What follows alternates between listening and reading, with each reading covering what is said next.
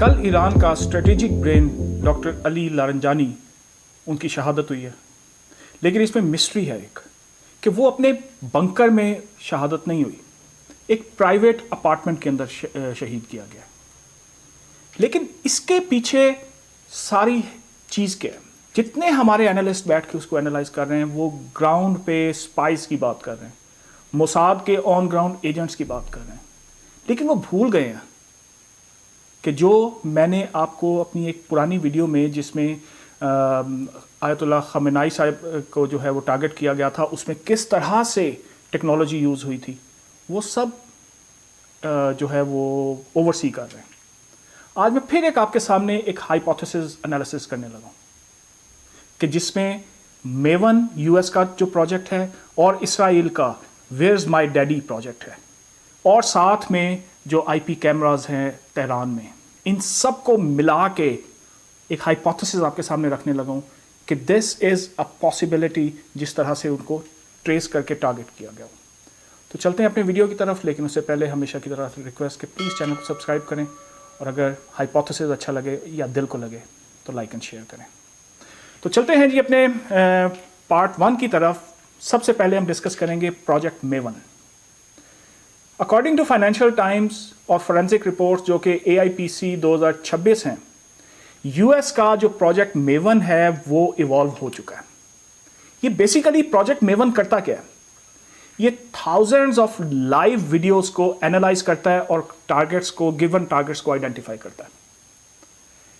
ये ज़हन में रखें कि इस चीज़ की रिपोर्ट्स पहले ही आ चुकी हैं कि सालों पहले तेहरान के जितने ट्रैफिक कैमराज हैं वो हैक हो चुके हुए हैं। उनकी लाइव स्ट्रीम वीडियोस इस प्रोजेक्ट के साथ कनेक्टेड हैं, और ये प्रोजेक्ट आइडेंटिफाई फेशियल रिकग्निशन पे नहीं करता। ये मैंने आपको अपनी पुरानी वीडियो में भी बताया था, आज रिपीट कर रहा हूँ कि ये मेवन प्रोजेक्ट बेसिकली जो लाइव वीडियोस को एनालाइज करता है, it does not recognise on the basis of face value, ये रिकग्नाइज करता है बिहेवियरल एटीट्यूड्स, बिहेवियरल पैटर्न्स को। कि फॉर एग्जांपल आपको समझाने के लिए कि अगर एक फर्ज करें कि आप किसी एयरपोर्ट पे हैं और आप नोटिस करते हैं कि कुछ लोग ऐसे हैं जो एक ख़ास किस्म की मूवमेंट में जाते हैं, और जैसे ही कोई दरवाज़ा खुलता है तो वो अपने कान में लगे हुए किसी बटन को दबाते हैं या कुछ एक दूसरे से बात करने के लिए। या आप नोटिस करते हैं सड़क पे चलते हुए कि जनाब एक लंबा कॉन्वॉय जा रहा है, तो जाहिर है आप नोटिस करेंगे उसको कि यार ये कोई इंपॉर्टेंट आदमी जा रहा है। बिल्कुल एग्जैक्टली रिपोर्टेडली जो लारंजानी साहब थे वो बंकर में ही होते थे, लेकिन वो एक बाप भी थे, और जो रिपोर्ट्स हैं उनके मुताबिक ये है कि वो उनको हिट किया गया अपनी बेटी के अपार्टमेंट में जब वो उस बेटी को मिलने गए। तो बेसिकली देखें, मैं एक हाइपोथेसिस आपके सामने रखता हूं कि कैमरास की एक्सेस यूएस के पास, which is connected to this Maven project, जिसने आइडेंटिफाई करना है on the basis of movements.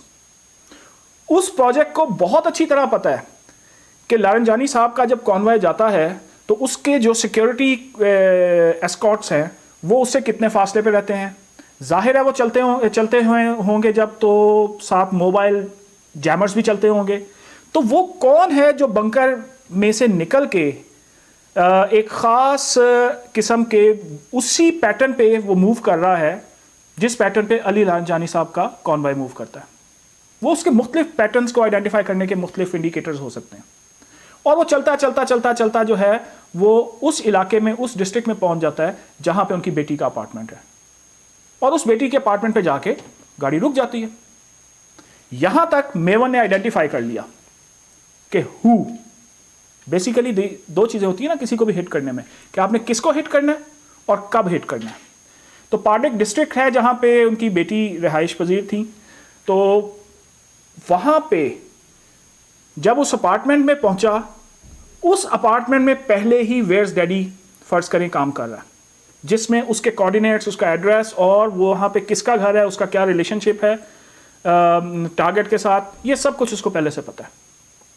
Maven ने अलर्ट जनरेट किया कि जी ये मूवमेंट हुई है अली लारंजानी साहब की और ये उधर पहुंचा है, वहां पे टेक ओवर कर लिया वेयर्स डैडी ने।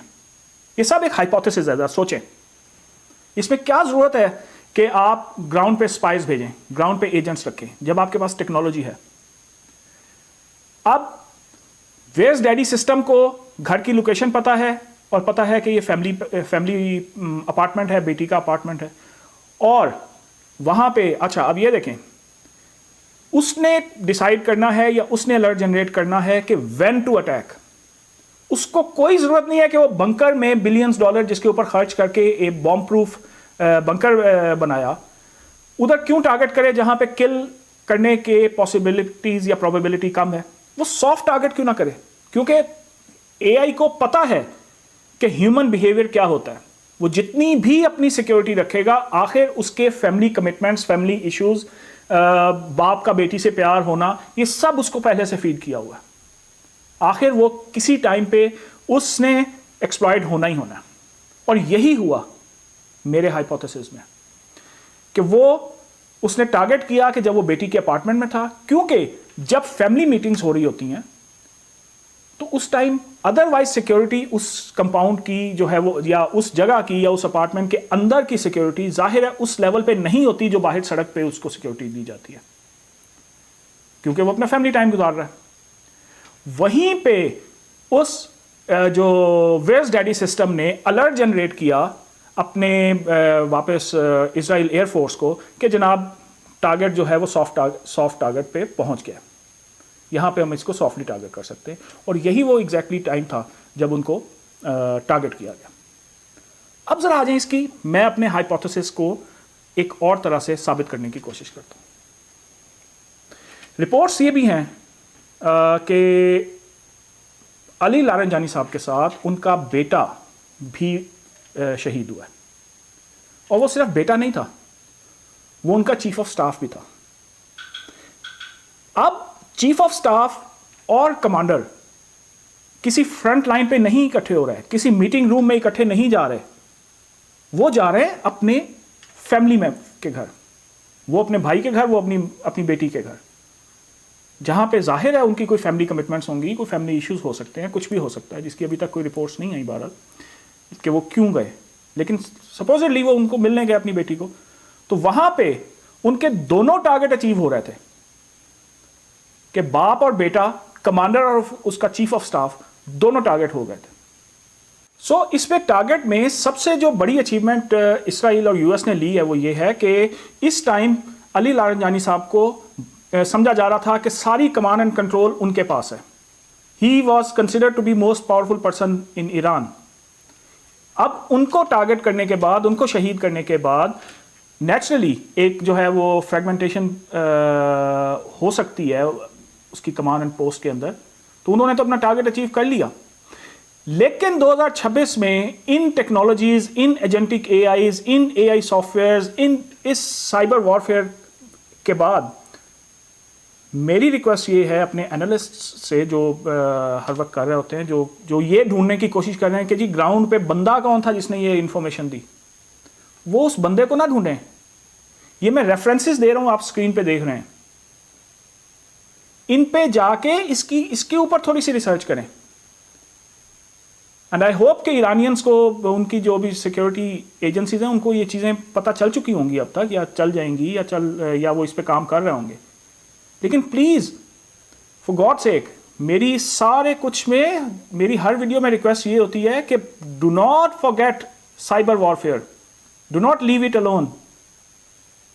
کیونکہ اب 28 فروری سے لے کے آج تک ڈیلی ایک نیا سائبر اٹیک ہو رہا ہے ایک دوسرے کے اوپر, دونوں سائڈوں سے.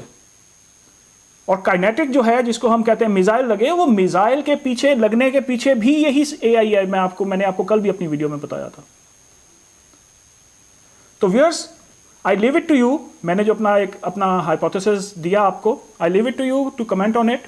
اور اس کی مزید ریسرچ کے لیے یہ اسکرین پہ آپ کو جو ہے وہ سارے لنکس مل رہے ہیں, تو go and have a look at this. تو تھینک یو ویری مچ.